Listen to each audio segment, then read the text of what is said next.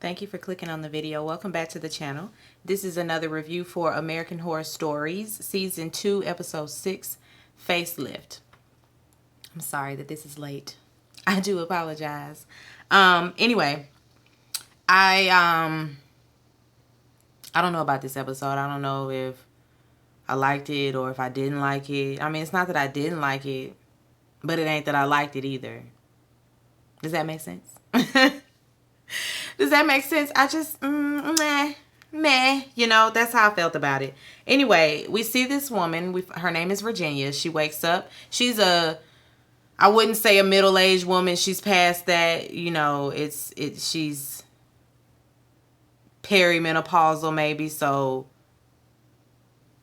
50s, early 60s maybe. But anyway, she's a retired woman. She's a widow. She lives with her daughter. But we see her wake up and she pees in this jar.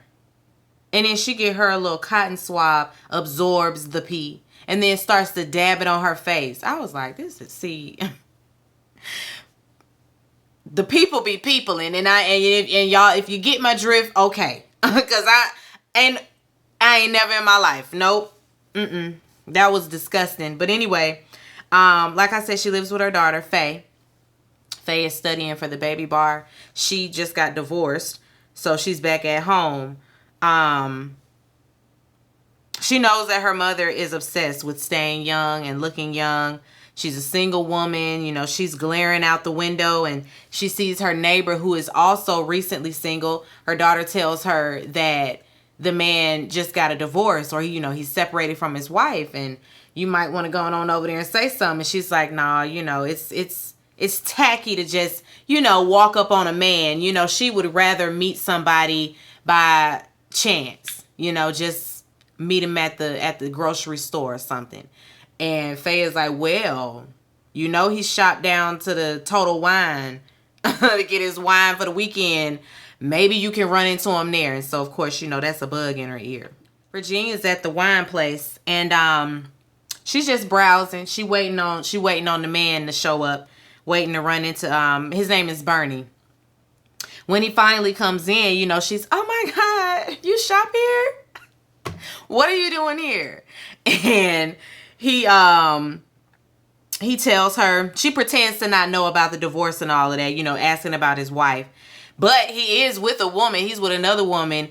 And the lady recognizes her, but Virginia don't recognize her because this woman looks 10 or 15 years younger. And so she's like, yeah, we were in the dorms together. You know, we were suite mates back in college. And she looking at her like, girl, Cassie? Girl, that's you? Yeah, that's her, girl. Cassie done something. She looks way younger than Virginia. Virginia asked her what her secret is. And of course, she's like, girl, I eating well, you know, living well, drinking my water and minding my business. And the girl is like, bullshit. Well, Virginia, she's like, you know, that's BS. I'm not buying that. And Cassie tells her, well, you stay away from Bernie and I'll tell you the secret. And she's like, girl, I'm not checking for Bernie. She looking at her like, here, take this card for Dr. Pearl, you know. And then there's what you call it? I'm saying emblem, but it ain't emblem. There's a graphic on the card. It's a butterfly, and that's their trademark symbol, I should say. And so she passed her the card. Going on around near to her, and she'll get you right. Virginia goes to see the lady, Dr. Pearl. And at first, Dr. Pearl refuses her business because Virginia, you know, doing the self-loathing thing. She finds herself hideous, all of that. And the lady's like, you're not the one for this, for what I give, because you need to do some self-work before you come back. And so do the self-work, and then you can come back and we'll talk about doing the procedure. Virginia, of course, apologizes. She starts crying. She's desperate. She really needs this. Like, look at me. You know, I just want to look in the mirror and like what I see. That's all she wants.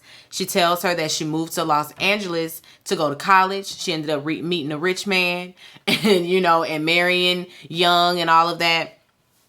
And now she just wants to feel like herself again, especially after he has passed on. And the lady tells her, that it's not too late to find yourself. It's not too late to, get a second chance or nothing or none of that. She doesn't consider herself a plastic surgeon. She say, I study the people. I worship. I would call myself a worshiper of the people. And so that's what she does. And I'm like, Virginia, girl, all that is a red flag. First of all, I'm looking around like, I don't see no license. I don't see no degrees around here for the medical. She say she a medical. I don't see the degrees for the medical. Where are the degrees? Where are the credentials? Where are the licenses? And you just sitting up there. Yeah, lay me on the table, doc. I'll do it. Virginia, girl. Just blinded by the fact that she's getting older. It's like, girl, everybody gonna do it. Everybody. Others, some people, their age progresses a little bit faster than the rest. But still, it's gonna happen to everybody. So you might as well just embrace it. And I don't know what to tell you, Virginia. You might as well embrace it. The lady likes the fact that she's being honest, so she says she's pleased with her honesty. So I guess she gonna help her. She takes her to the back, and she tapping on the computer screen a little bit, tap. And then she's done. And then, she says she's gonna remove the graffiti, and what's gonna emerge is, a beautiful person. Because we trying to, all she did was tap a little bit. And I guess this was just like a consultation. And so Virginia, she has questions, questions about her. And that's when she tells her she's just removing the graffiti. The universe is gonna see to it that you get beautiful. It's like, girl, again, can I see some before and after pictures from the from the reviews? Like, she ain't checked for nothing.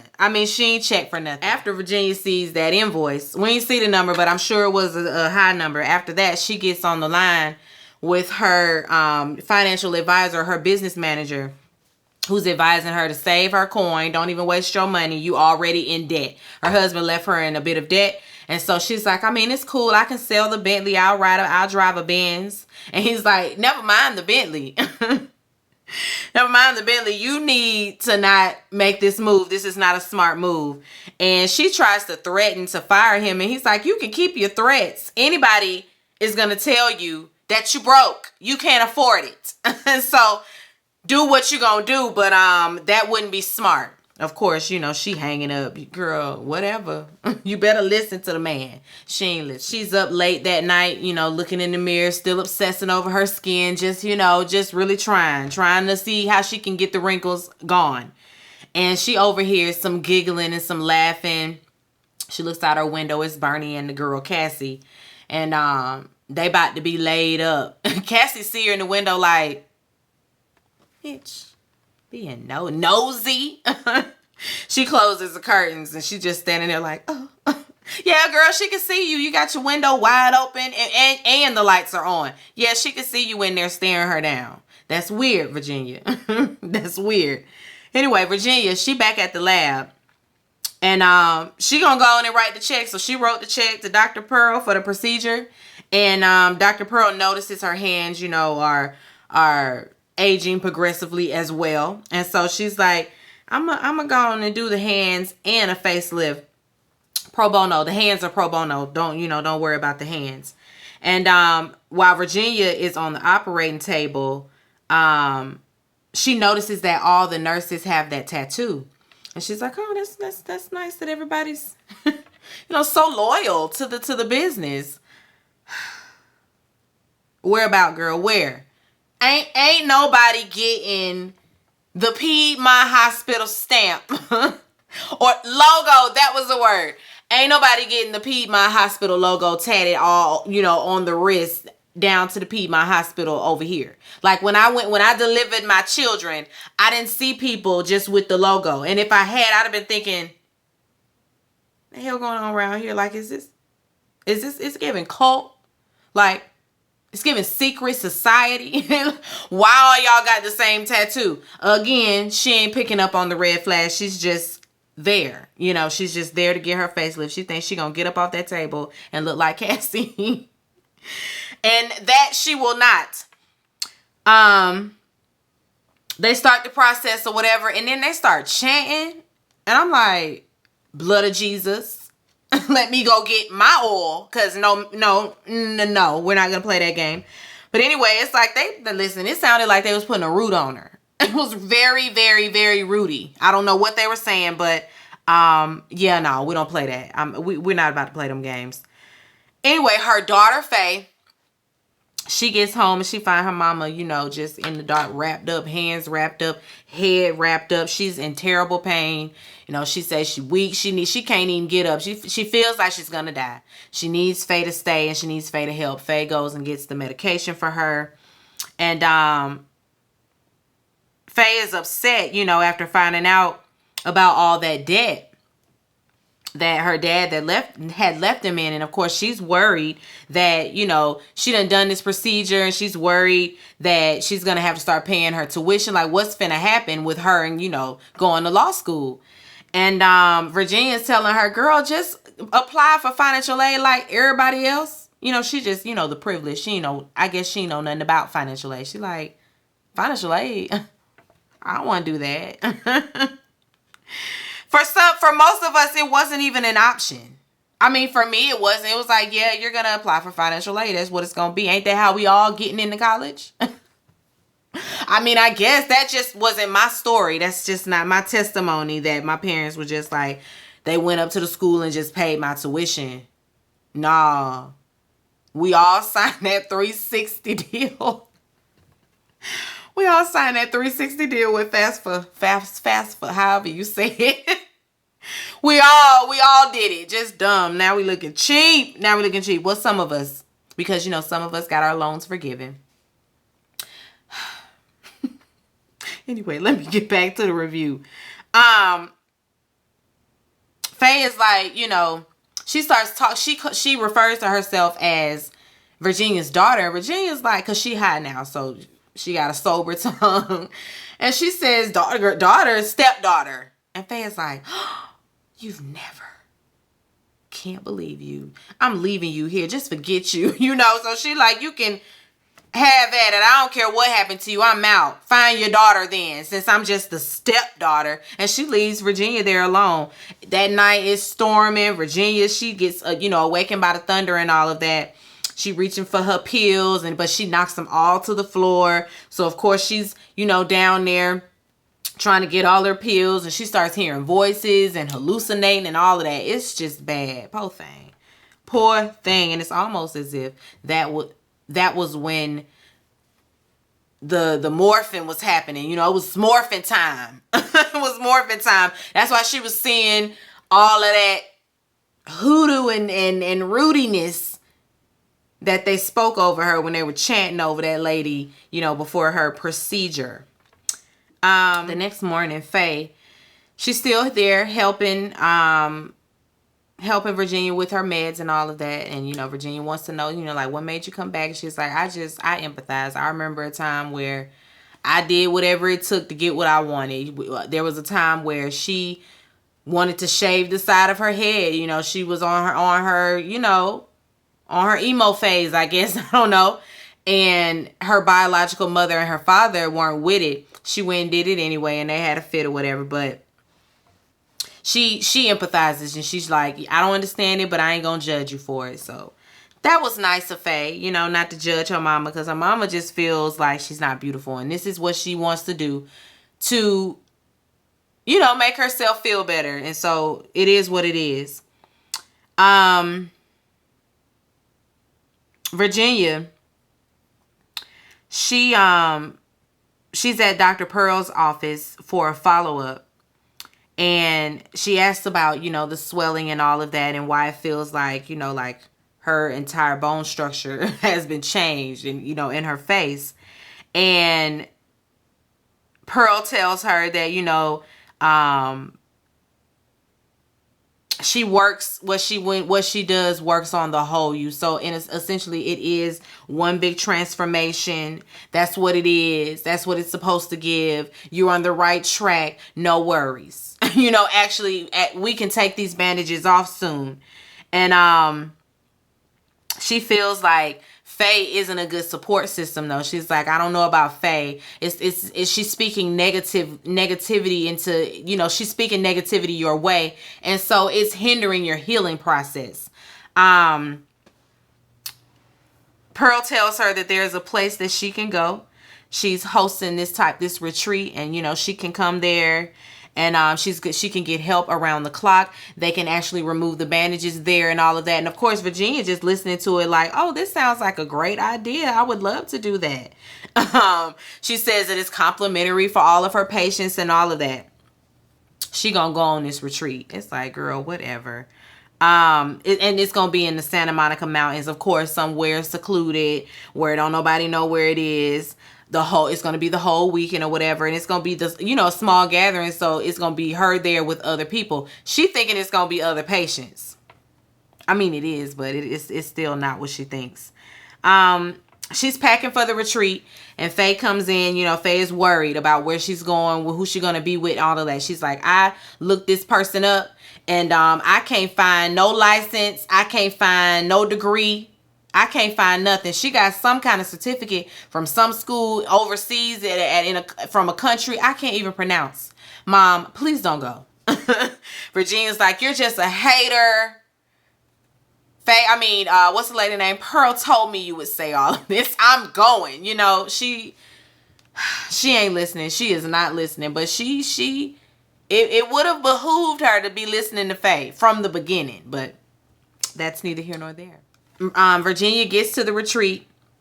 She's just walking around, taking in the scenery or whatever. And she's noticing that she's the only one walking around there in bandages. Pearl tells her, everything is fine. Nobody's here to judge you or anything like that. And they go and speak privately. And Pearl tells her, that the bandages are ready to come off tonight. And she wants to unwrap them in front of everybody. And Virginia's like, in front of everybody, why we need to do all that? But she gonna go along with it because, again, she's stupid. Faye, she gets to, walking up on the retreat, so she done followed them. Well, actually, she said she, was a stowaway. She hid under the van or something like that. So she hitched her a ride to the retreat to see what was what. I know that's right, because, that's your mama. What's going on? But anyway, she get jumped from behind, and somebody knock her out, and, so that's that. They done call her.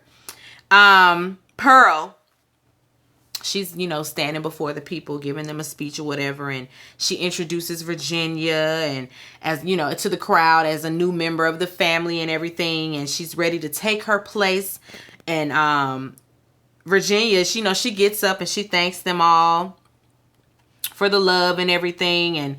But before Pearl can do anything, she says, we got to handle something. And they come dragging out Faye.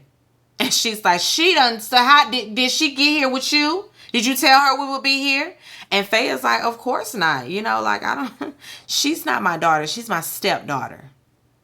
Once again, you trying to play Faye to the left. To save your own ass.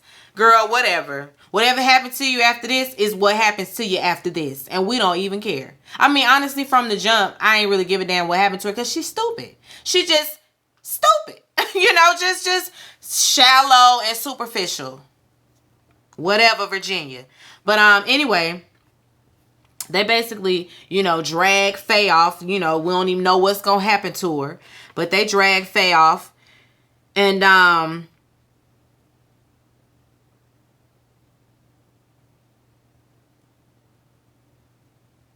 Pearl, after she signals for them to take her away. Sorry about that, y'all. I was trying to find my way. Trying to find my place in the notes. Anyway, after they drag Faye away, cussing and screaming and begging for her life, they're back you know, to the bandages, and you know we about to take them off. And so they take they take them bandages off, and she got a snout nose like a pig. She actually oinking and everything, hooves for hands. I said, girl, they gooped you. Goop, goop, goop, goop. They're basically going to use her as a sacrifice. You know, she explains it. Once a year, they offer up a sacrifice on the day of the giver of beauty. And the day the giver of beauty slayed the ugliness. That's when they offer up the sacrifice, you know, in the form of a swine. And so they had to make her like a pig so they could sacrifice her to the beauty gods. They tell her, we're gonna give you a head start to run. If you reach the bank and you can cross over and get out, you can be free. But if not, we gonna sacrifice you, you know. And so run. And so she takes off, of course, running through the thing. And then she ends up making it to the water. She can see it, and then out of the bushes is Bernie, Virginia. Oh, Bernie, thank you. Oh my God, they're chasing me. Can you help me? Please help me. Girl, why would Bernie just pop out the bushes? He won them. They got her surrounded at this point with their spears and all of that. She just give up. She just give up and fall to the ground. And then Pearl come in there with the spear, and she gives her the first. She gives her the first one. And which was the deadly blow, and then, you know, she falls to the ground. And they all just, you know, just go ham on her. Just go ham on her. Oh well, because you shouldn't have did what you did to Faye. That wasn't right. They end up bringing Faye out again, you know, so they didn't kill Faye. They like, look at her. She tells Faye, you know, honestly, we didn't hurt you because you one of us. Your biological mother, excuse me, was one of us. And then we flash back to the time where she had got in trouble for shaving her head, and she noticed that she had held up a necklace which had that logo on it as the charm or whatever. And so Mama was with the shits as well. Mama was in the cult. They call themselves the beautiful people. No, the beautiful ones. And every time I hear that, made me think of Prince. Baby, baby, baby, what's it gonna be? Yes, baby, baby, baby. Can y'all tell this? Is it him or is it me? That is my shit. Anyway, they the beautiful ones. And so she tells her to go on and come and take your place on the throne as well. Come take your place with the people, with the beautiful ones, with the keeper of the beauty, not with the uglies. We not one of them. And she say they taking over and everything. You know, that's what it's going to be. And so we see Faye is just looking like, you know, confused. And the next thing we see, she done pulled up to college. You know, she's in law school. She done glasses, no more. She done lost the glasses. And this guy notices her tattoo. He walking by. She had dropped her books, and he's like, "Oh, nice tattoo." And when he reaches his hand out to help, she sees he has one as well. Can I walk you to the law building? You sure can. So the cult lives on. The beautiful ones, they continue on. I mean, they can live forever, I guess. You know, with perfect health, rich, beauty, all of that, if they just offer up somebody that looks like a pig once a year. And that's where we end, you know. Honestly, it was kind of like, you know how I said the ending is normally like with the evil prevailing. In this instance, I wouldn't say that. I would say that justice was served because Virginia was nasty for telling that, for denouncing her twice. You know, not once, but twice. You done said out loud, "Oh, no, that ain't my daughter. That's my stepdaughter." As to say, she don't mean that much to you. Well, oh well then, Virginia. Rest in peace, Virginia. Anyway, let me get off here. I still got to do Housewives. I think I'm going to eat first because I am famished. Like, you really shouldn't. I shouldn't work out as hard as I do without eating first and then think I can just sit up and talk all day without eating. So, yeah, I got to go eat before I do Housewives. But anyway, be sure to rate, comment, and subscribe to the channel. It's Call Me Busby, and I'll chat with you later. Peace and light.